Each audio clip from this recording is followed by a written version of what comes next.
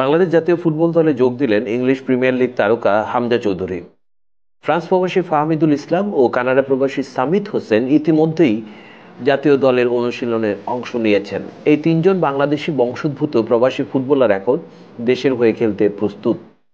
তাদের অন্তর্ভুক্তিতে নতুন এক সম্ভাবনার দ্বার খুলছে বাংলাদেশের ফুটবলে। আজ সোমবার 2 জুন সকালে লন্ডন থেকে ঢাকায় পা রাখেন হামজা চৌধুরী।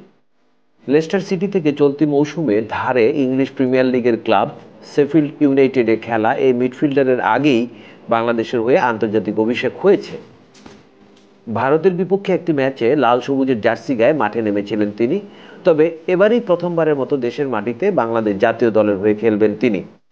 3 ফুটবলারই ফিফার ছাড়পত্র পেয়েছেন এবং বর্তমানে বাংলাদেশি পাসপোর্টধারী।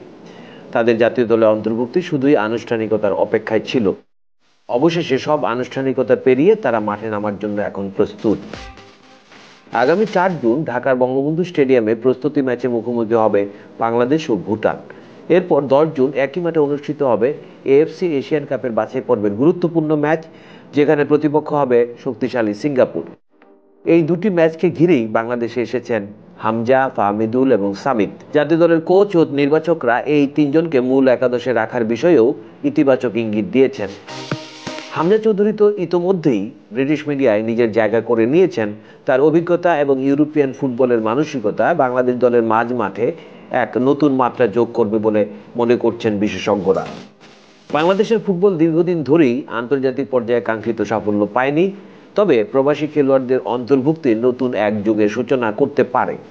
হামজা, ফাহমিদুল ও সামিতকে ঘিরে সমর্থকদের মধ্যে তাই তৈরি হয়েছে নতুন আশার আলো।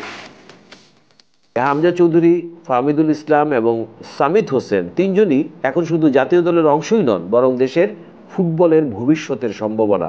তাদের পারফরমেন্স কতটা পার্থক্য গড়ে দিতে পারে তা জানা যাবে মাঠেই। তবে তাদের আগমনেই ফুটবল প্রেমীরা এখন নতুন উত্তেজনা ও আশার জোয়ারে ভাসছেন। ফমো দেলোয়ার হোসেন, খবর সংবাদ।